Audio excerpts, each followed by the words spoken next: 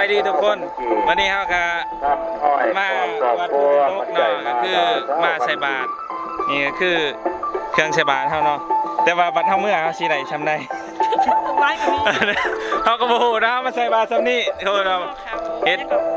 ฮ็ดบุญปุ๊บได้บุญปั๊บเนาะวันนี้ก็เป็นมือห่อเขาประทับดินเนาะก็คือมาตักบาตรอยู่วัดพุทธิโตกหรือว่าสำนักสงฆ์พุทธิโตกบ้านนาห้วยไร่เมืองทองเนาะ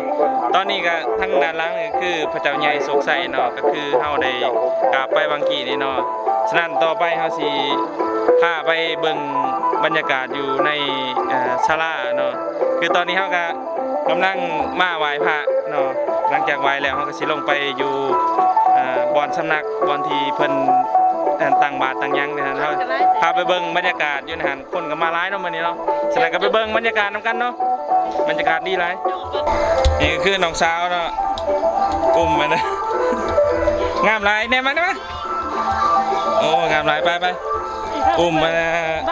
คันตักบาตรฮะบาทเท่าได้ดีไหนสาวบ้านนาห้วยไร่มีแต่งามเนาะเดี๋ยวสิพาไปเบิ่ง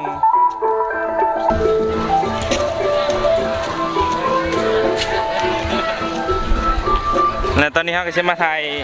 กับสาวบ้านห้วยไร่นะเขากล่องนั่นนี่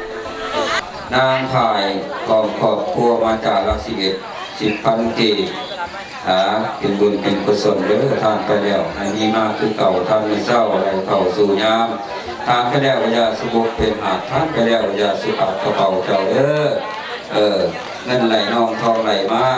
เงินคำแก้วให้ไหลมาคือนำแกงอย่าสุบุกขาดแห่งสตางค์แดงให้อ่างถงเงินกีบให้ไหลมากเงินดอลลาร์ให้ไหลเข่าเต็มกระเป๋าทั้งเราให้ล้นคืนนี่ลูกก็จะเป็นคนทานนี่หลานก็จะเป็นคนดื้อด้านจากการดูแลคณะทายาติสรเนนะสาปัญจศีลานิยาจะมามุ่นบัน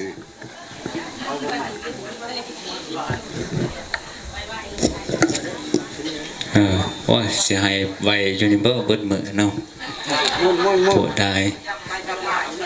เอาตั้งใจเด้อตั้งใจสมทานสินบัดนั้นผู้อยู่นั่งอยู่แหละกับเขาโฮมเด้อวันนั้นเด้อนะโมตัสสะภะคะวะโตอะระหะโตสัมมาสัมพุทธัสสะนะโมตัสสะภะคะวะโตอะระหะโตสัมมาสัมพุทธัสสะนะโมตัสสะสัมมาสัมพุทธัสสะนะโมตัสสะภะคะวะโตโอสิริวัตถโกญะสวัตถโกภะโกสุขวัตถโกโหตุสัพพทาทุกขาโลกพลังสิริอายุจวันโนจะโภคังอุทธิจะอายุจะสิวาสิทธิภวันตุเตภวันตุสัพพมังคลังนาคันทุสัพพเทวตาสัพพพุทธังไม่และแต่งละเฮ้พวันตุเตภวันตุสัพพมังคลังนาคันทุสัพพเทวตาสัพพพุทธังภาเวนะสัพพสบายดีทุกคนเนาะตอนนี้เฮากับสิพาไปเบิ่งบรรยากาศในการใส่บาตรอยู่สำนักสงฆ์พุทธิโตกเนาะเฮาสิไปถ่ายให้เบิ่งบรรยากาศใส่บาตรเนาะถือว่าคับคั่งเพราะว่ามีคนมาใส่บาตรหลายเนาะมื้อนี้เนาะเป็นมื้อห่อข้าวประดับดินฉะนั้นเฮาก็สิพาไปเบิ่งบรรยากาศใส่บาตรต่อคิวกันใส่บาตรเลยเนาะเดี๋ยวเราสิพาไปเบิ่งกันเลยแต่ว่าตอนนี้กำลังต่อคิวทาใส่บาตรเนาะคือว่าแขกคนมาหลายเนี่ยมาใส่บาตรบ้านไก่เคียงเนาะตั้งอกตั้งใจเพื่อมาใส่บาตรอยู่สำนักสงฆ์พุทธิโตกแต่ว่าในบุญห่อเขาประดับดินนี่ที่ว่ามีคนมาหลายเนาะในคือบรรยากาศในการใส่บาตรเนาะ